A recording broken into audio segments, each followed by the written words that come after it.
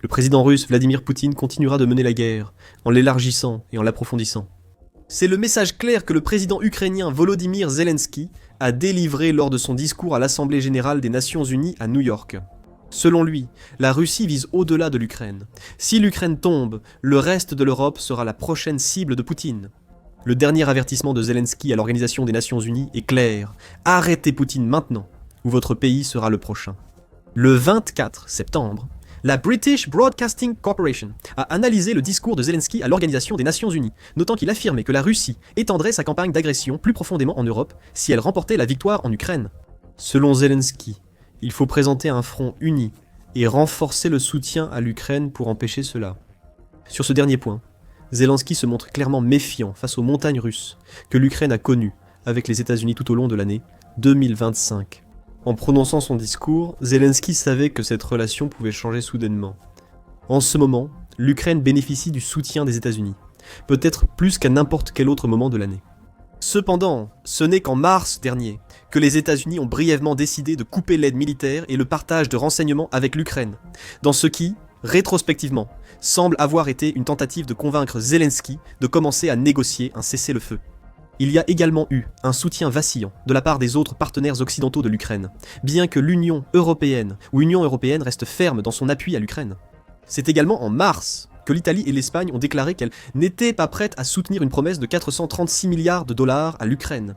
Au milieu des préoccupations liées à leur propre bien-être, cela nous ramène au point de Zelensky sur la création d'un front uni.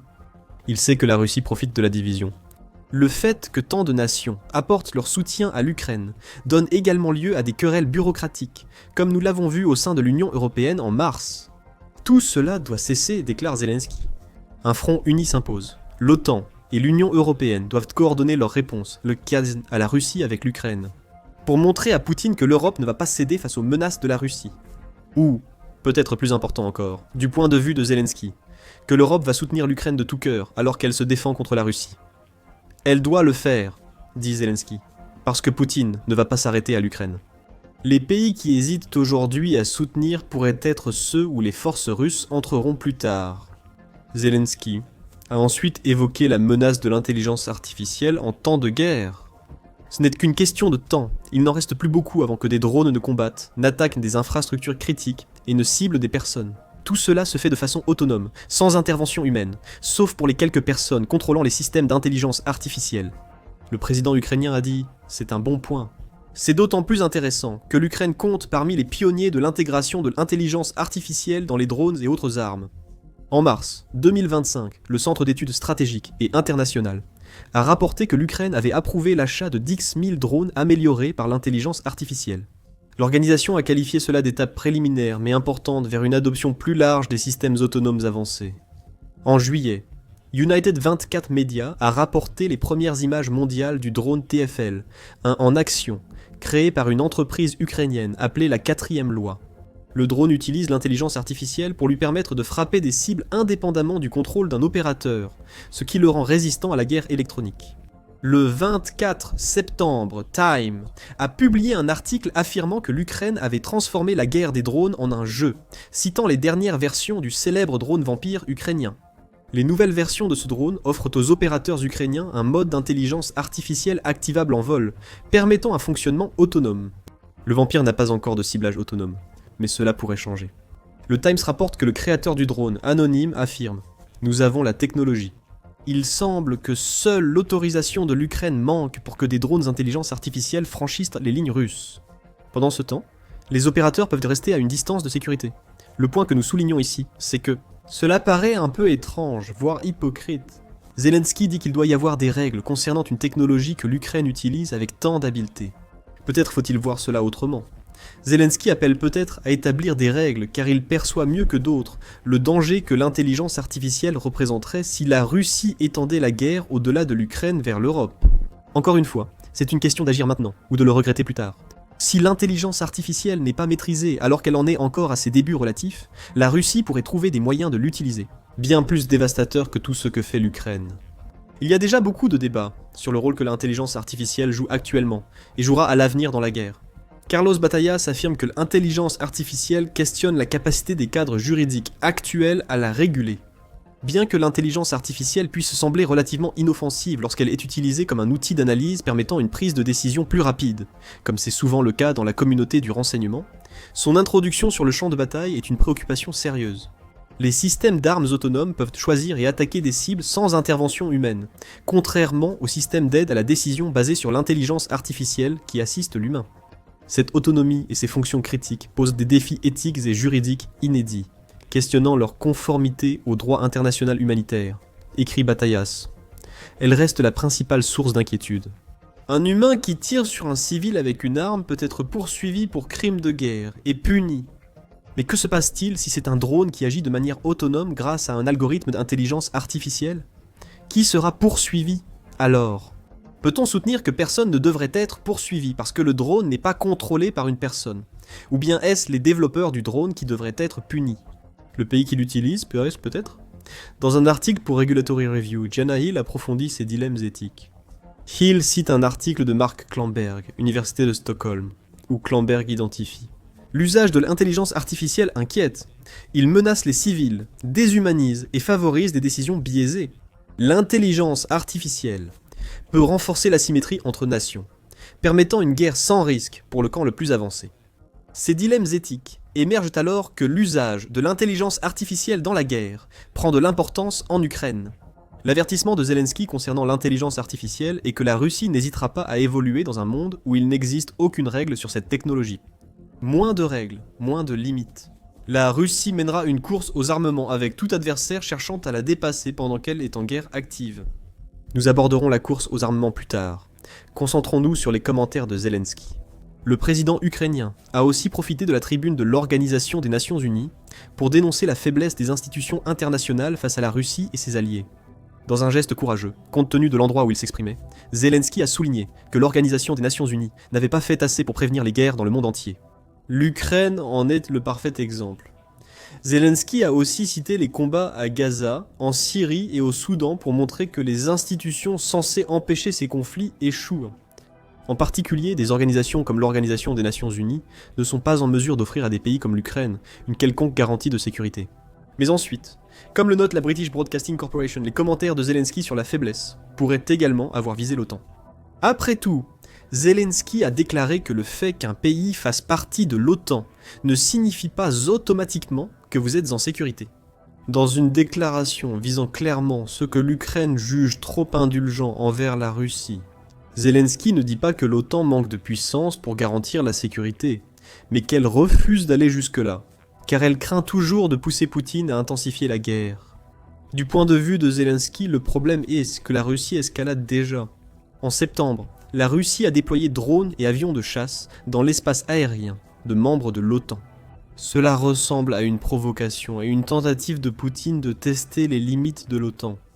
Un vif débat a suivi ces incidents ayant affecté la Pologne, la Roumanie et l'Estonie, entre autres. Et il y a maintenant des appels pour que les nations de l'OTAN puissent abattre tout appareil russe qui entre dans leur espace aérien. Mais les appels ne suffisent pas. Il faut agir, affirme Zelensky, dénonçant la faiblesse croissante des institutions depuis des décennies. Rien que des déclarations, et des déclarations.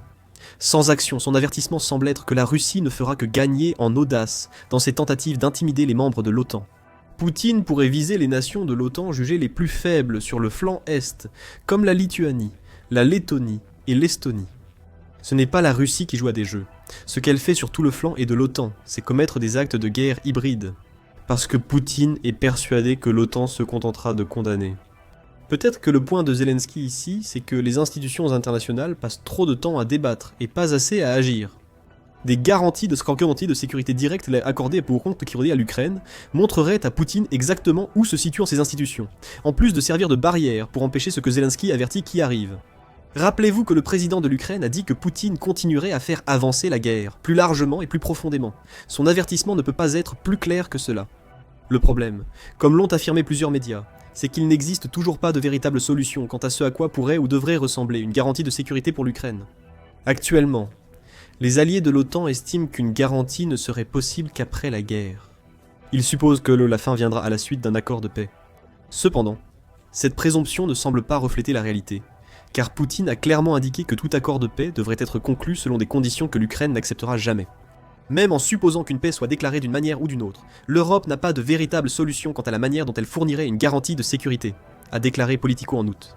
La coalition des volontaires promet désormais de fournir tout le nécessaire pour garantir une sécurité efficace. Des commissions sont en cours de direction, et les discussions se poursuivent. Cependant, aucune réponse concrète sur la forme que prendra une garantie de sécurité n'est apportée. Politico affirme qu'une solution évidente serait que l'Ukraine rejoigne l'OTAN pour bénéficier de la protection de l'article 5. Mais cette option a déjà été rejetée par la Russie, les États-Unis et certains partenaires européens de l'OTAN, selon Politico. Et cela ramène directement au point que soulève Zelensky concernant la faiblesse des institutions internationales. Si l'OTAN souhaite projeter sa puissance contre la Russie, ce que Zelensky affirme nécessaire pour empêcher Poutine de s'en prendre ensuite aux nations de l'OTAN, alors pourquoi ne veut-elle pas accepter l'Ukraine ? Agir ainsi obligerait Poutine à réfléchir longuement avant de poursuivre sa guerre. Le fait que l'Ukraine soit membre de l'OTAN signifierait que toute agression supplémentaire entraînerait bien plus qu'une simple aide militaire. Selon l'article 5, chaque membre de l'OTAN aiderait directement l'Ukraine, déclenchant une guerre encore plus vaste que celle voulue par Vladimir Poutine. Mais cela n'arrive pas pour l'instant. The Conversation a souligné en août un paradoxe de garantie de sécurité. Toute garantie trop faible ne suffira pas à dissuader la Russie, ce qui signifie que Vladimir Poutine continuera à viser au-delà de l'Ukraine. Mais une garantie de sécurité plus forte mettrait la Russie en colère au point qu'elle n'accepterait pas la proposition dans le cadre d'un accord de paix. L'adhésion de l'Ukraine à l'OTAN serait surtout un acte de force, non un compromis. Un acte que Volodymyr Zelensky juge nécessaire pour protéger l'Ukraine et éviter de futures guerres entre l'Europe et la Russie. Jusqu'à présent, nous voyons plusieurs arguments avancés par Volodymyr Zelensky, qui reviennent tous à son point principal. D'autres pays seront les prochains, si la Russie n'est pas arrêtée en Ukraine. Un soutien incertain et l'absence d'unité permettant à la Russie de continuer la guerre, faisant peser un risque futur sur d'autres pays. L'intelligence artificielle est risquée sans régulation, malgré ses avantages pour l'Ukraine. Cela pourrait entraîner une guerre déshumanisée dont la Russie tirerait avantage. Et en ce qui concerne les institutions internationales, Zelensky soutient qu'elles parlent trop sans agir. Ce manque d'action donne à Poutine la confiance pour envoyer des drones dans l'espace aérien polonais. À l'avenir, le dirigeant russe pourrait penser que la faiblesse de l'Organisation des Nations Unies et de l'OTAN lui permettra d'étendre la guerre au-delà de l'Ukraine. Revenons sur le point abordé plus tôt concernant la course aux armements liée à la guerre en Ukraine. Zelensky a déclaré à l'Organisation des Nations Unies que nous vivons la course aux armements la plus destructrice de l'histoire. Cela est discutable. La course aux armements de la guerre froide, où États-Unis et Russie ont accumulé d'énormes arsenaux nucléaires, pourrait-elle être considérée comme plus destructrice ? Pendant la guerre froide, les États-Unis avaient environ 30 000 ogives nucléaires et l'ex-Union des républiques socialistes soviétiques environ 40 000 selon Reuters. Cependant, aucune de ces armes nucléaires n'a jamais été utilisée, même si elle pourrait l'être à l'avenir. Ce que la guerre en Ukraine nous a apporté, c'est l'essor de la guerre par drone. D'après Forbes, l'Ukraine prévoit de produire 45 millions de drones en 2025. Le même média indique que la Russie vise entre 3 et 4 millions de drones. Zelensky évoque cette course aux armements, et a raison de dire qu'elle pourrait être la plus destructrice de l'histoire, si ce n'est déjà fait. Les drones sont désormais responsables d'environ 70% des pertes dans la guerre en Ukraine. Ce chiffre devrait augmenter à mesure que les deux pays dépendent davantage des véhicules sans pilote, surtout avec l'ajout de l'intelligence artificielle. Comme dit plus tôt, une nation souhaitant la paix doit malgré tout travailler sur les armes. C'est malsain, mais c'est la réalité, a dit Zelensky. Ni droit international, ni coopération. Les armes décident à qui survit. Zelensky évoque ensuite un avenir potentiel qui concernera toute nation susceptible d'être la prochaine sur la liste de Poutine. Vous êtes inquiet. Il s'en sert pour justifier une action occidentale immédiate contre la guerre en Ukraine. Mettre fin à cette guerre maintenant, dans le contexte de la course mondiale aux armements, coûte moins cher que de construire des jardins d'enfants souterrains ou d'immenses bunkers pour les infrastructures critiques. Plus tard, Zelensky a déclaré, avant de passer à la partie la plus inquiétante de son discours, « Arrêter la Russie maintenant coûte moins cher que de se demander qui sera le premier à créer un simple drone transportant une ogive nucléaire. » Zelensky pourrait avoir raison sur le coup. En février, Bruegel estimait que l'Europe aurait besoin de 30 000 soldats de plus. Les dépenses annuelles de défense devraient atteindre au moins 250 milliards d'euros, soit 293 milliards de dollars pour dissuader la Russie, ce qui pourrait être un simple début. Ajoutez la construction de bunkers et tout ce que Zelensky cite, plus la course aux armements, et les coûts vont grimper. C'est un argument pragmatique de Zelensky. Cela ramène à son point principal. L'Occident doit agir contre la Russie maintenant, ou regrettera son inaction plus tard. Zelensky utilise les avertissements sur les drones nucléaires pour renforcer son message. Les États-Unis ne seraient pas menacés par ces drones tant que leur portée et leur vitesse ne sont pas accrues. L'Europe affirme que la Russie ne développe pas cette technologie, car elle possède déjà 4380 ogives nucléaires, selon l'Arms Control Association. Zelensky évoque un avenir où la Russie, affranchie du droit international et victorieuse en Ukraine, utiliserait son expérience des drones pour devenir une menace accrue. Peut-être que l'Europe ne doit pas craindre une guerre conventionnelle avec la Russie. La menace d'une guerre nucléaire menée par une armée de drones contrôlée par l'intelligence artificielle pourrait faire partie de l'avenir du continent si la Russie n'est pas arrêtée maintenant, semble sous-entendre Zelensky. Si ces pays, déjà menacés par la Russie, doutaient encore, Zelensky le confirme avec la déclaration la plus directe de son discours. L'Ukraine n'est que la première. Désormais, quand des drones russes survolent encore l'Europe et des opérations russes s'étendent dans plusieurs pays. Zelensky affirme que Poutine veut élargir la guerre.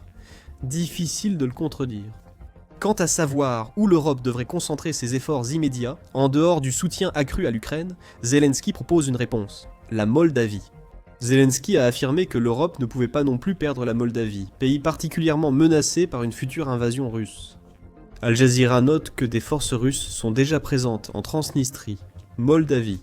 La Moldavie elle-même est un petit pays de seulement 2,3 millions d'habitants.